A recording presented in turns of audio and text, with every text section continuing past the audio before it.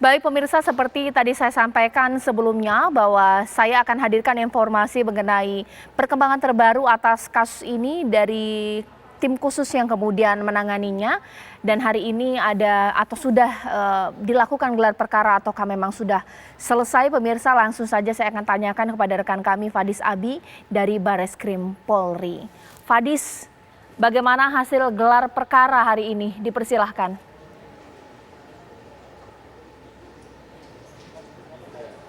Caca, dapat kami informasikan hingga saat ini proses gelar perkara di Bareskrim Mabes Polri berkaitan mengenai kasus wafatnya Brigadir Joshua Huta Barat. Ini hingga saat ini masih berlangsung dan untuk gelar perkara awal ini agendanya adalah mendengarkan keterangan dari tim dokter forensik mengenai hasil otopsi terhadap pihak keluarga yang diwakilkan oleh tim kuasa hukum. Dan selain itu juga melibatkan baik itu Kompolnas dan yang lain-lain.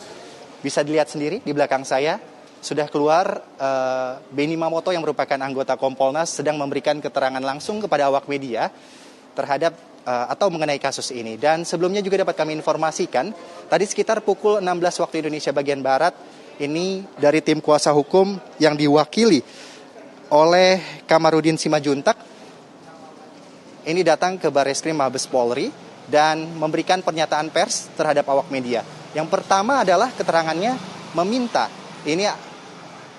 Kapolri membentuk tim independen dalam kasus ini agar melakukan otopsi ulang.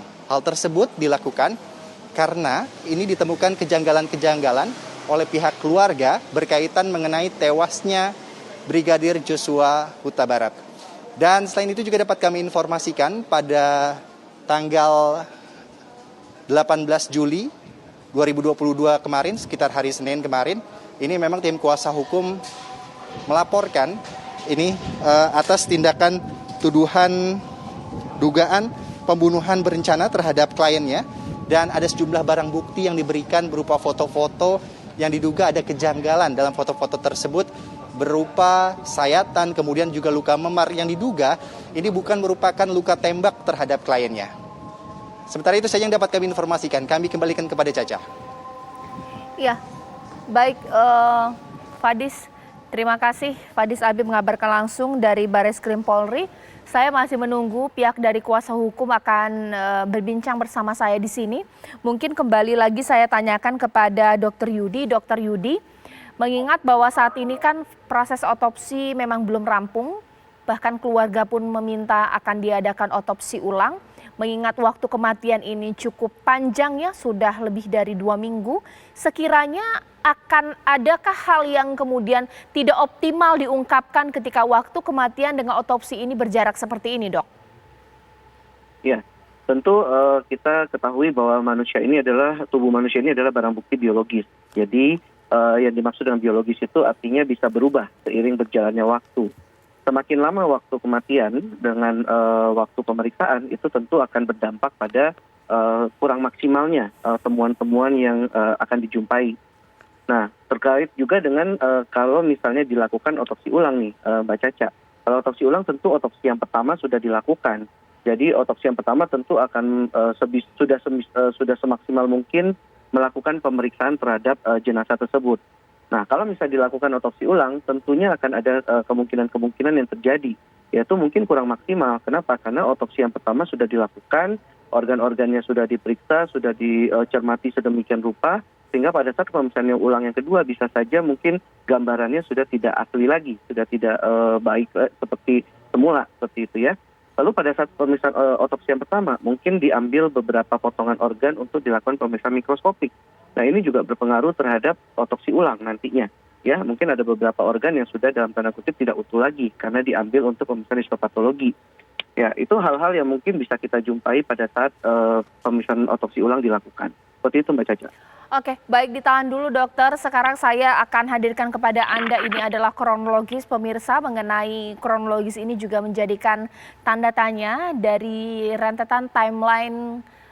Mulai dari 11 Juli 2022, polisi ungkap Brigadir J tewas usai baku tembak dengan Baradae pada 8 Juli 2022.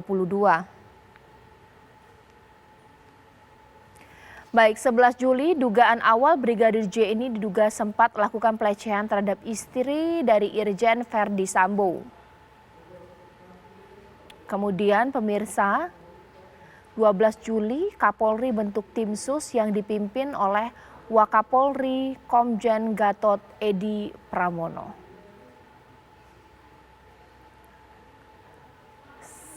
Ya, sementara itu di tanggal 13 Juli pihak keluarga ungkap ada kejanggalan tewasnya Brigadir J, terutama mengenai luka-luka di tubuh Brigadir J.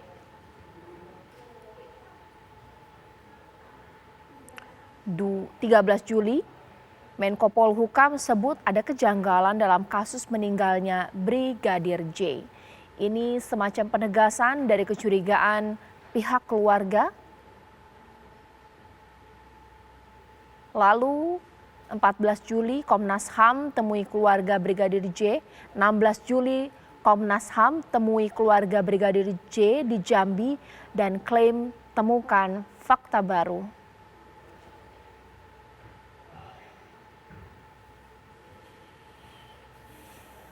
Ya pemirsa, tepatnya 18 Juli kuasa hukum keluarga Brigadir J melaporkan dugaan pembunuhan berencana terhadap Brigadir J ke Bareskrim Polri.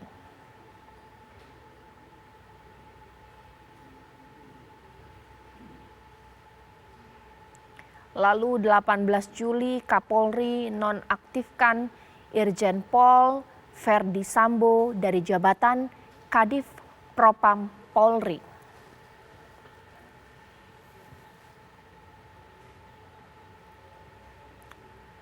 Sementara itu di 19 Juli polisi telah menaikkan status kasus meninggalnya Brigadir J ke tahap penyidikan dan kini ditangani oleh Polda Metro Jaya.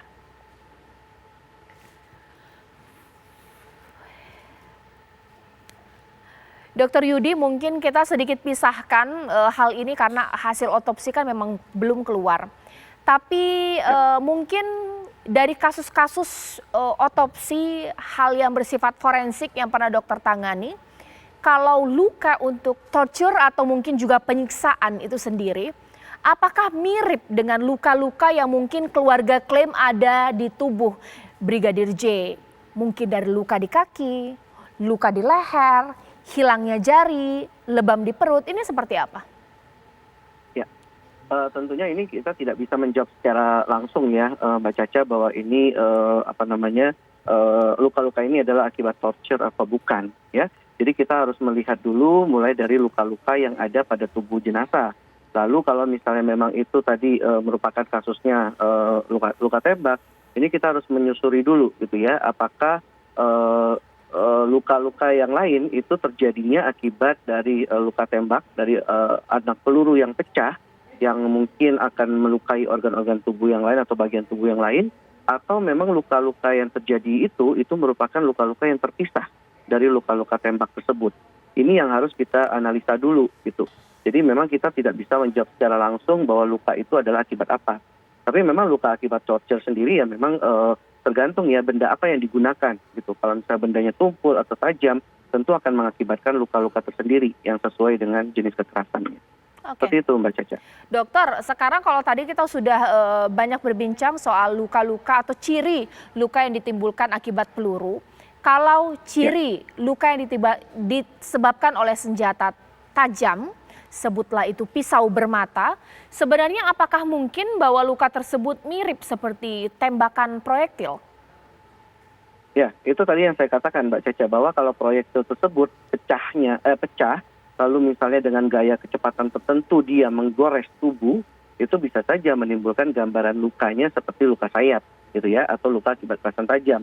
Kenapa yang dimaksud dengan luka akibat kerasan tajam ini biasa pinggirnya atau tepinya rata gitu ya. Ya, sama seperti tadi yang saya bilang, luka benda tumpul juga bisa mengakibatkan luka seperti kerasan tajam. Kenapa? Karena ada gaya kinetik, ada gaya kecepatan yang terjadi sehingga tubuh itu tergores gitu ya. Nah, jadi ini yang harus kita lihat dulu jenis lukanya seperti apa, mungkin atau tidak ini diakibatkan oleh suatu katakanlah misalnya anak peluru yang pecah gitu ya, atau justru ini karena kekerasan tajam sendiri gitu, karena benda tajam yang bermata. Mungkin itu Mbak Caca. Baik, Dokter Yudi, yang kemudian saya punya tanda tanya, nanti mungkin Dokter Yudi bisa menjawab. Pastinya bahwa ilmu keforensikan yang kemudian bisa mengungkap penyebab kematian dari otopsi yang dilakukan. Tapi pihak keluarga juga mengklaim punya bukti foto, bahkan kemungkinan punya bukti video. Tapi sekiranya foto atau video itu bisa mengungkap kematian tidak sih secara kasat mata? Sesaat lagi di Apa Kabar Indonesia Malam.